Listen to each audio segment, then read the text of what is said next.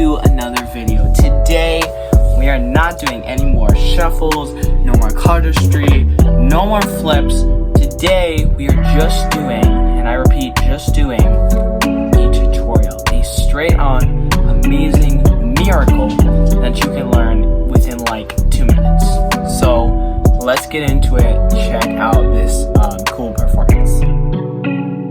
Alrighty, so we're just going to aim the camera down so that you guys can see this a little bit better. And basically the gist of it is that if you want, you can shuffle the cards, do whatever you want. But at any point the spectator says it's good and you're just going to look at that top card, the 2 of hearts. And I want you guys to see very closely. You can see all of the different angles, the cards in front of it, in the back of it, and you can see it very clearly going in. And if we just give it a snap, you can see it has risen to the top, and that is the miracle, guys. That is the amazing and ultimate trick. So how are you going to do this? Now, the awesome thing is that this really, and 100% honestly, only uses a deck of cards. I'll show you the kind of like the exposed view, just so that you can see what's going on, and then I'll teach you how you can do it. And this is a little angle sensitive. I wouldn't suggest doing this for groups of big people.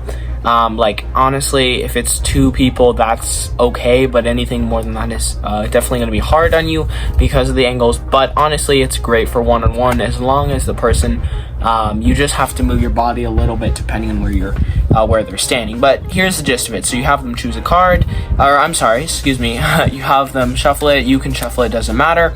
And at any point, you're going to grab the top card, and this is the exposed view, okay? You can see that card.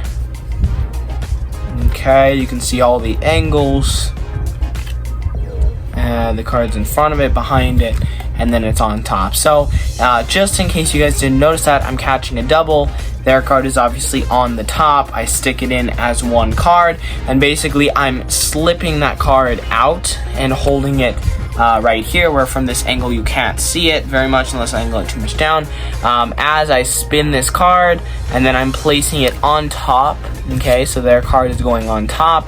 As I pulse them back to say you can see the cards on top of it, I push it in, and then it's on top. All you have to learn is some way to get a double lift. Now, I think I've mentioned this before that there's a lot of ways, but generally the easiest way I use is I'll just riffle along the back, just like this, almost like if you're doing it this, but I do it with my thumb. So I'm riffling on the back, and at any point, let me just aim it a little bit better. So you're riffling along the back like this, and at any point you're just going to stop when you get 2 cards. Now, it will take a little bit of practice to not only get it to where you can tell it's 2 cards, but also be able to do this without the spectator like seeing it. Obviously, you're gonna have to catch a pinky break or a thumb break, and so you don't want to have a huge one. You don't want to have the cards angled where they can see that you're holding a break. You want to have it nice, but regardless, so you've gotten into the point where you have a break. You're gonna pick up the 2 cards. It doesn't matter how you hold it, but I generally will hold it kind of like a straddle grip, I believe is the name of it, where I have my middle finger and ring finger on the bottom. I have my pinky and first finger on the sides, and my thumb is on top. And the reason is that with my left hand now, I'm going to riffle along the pack, and once I get to about half, I'm going to stick that card in there. I'm just pulling my thumb away, but I'm still holding it with the rest of the cards. I stick it in there, and then I do this thing where I just showed them both sides, and I immediately turn it face down. Now you're going to be doing the move. Obviously, this is a hard move, and this is where the angles get a little hard, but here's what you're going to be doing, okay? I'm going to try and hopefully make this so that you guys can see it. So you're going to be going almost like if you guys have ever held a card in Tenkai Palm. You can see it's with your thumb. It's kind of like that, but instead you're going to be holding it with your middle finger and your thumb. So basically what I generally do is I'll put my middle finger right near the edge, and again, this whole part you want to cover it up, so like this, you want to tilt up a little bit so they can't see, and of course you want to be careful of your angles, because you want them to see the card, not see it when you do the spinning motion, but then still be able to see the fake card so that they think nothing has happened. But I'll go over the move and then we can work on the angles. So you have your middle finger here, right? And you're going to be grabbing here, and here's what you're going to be doing. So you're going to be using your ring finger and your middle finger mainly to swing this card. Okay, you guys can see that I'm using mainly my ring finger right here to do the swinging motion, right? And so the middle finger and thumb are mainly just to hold the card once you swing it out, but you're using your ring finger to just swing that card out. And while I'm doing this is very important.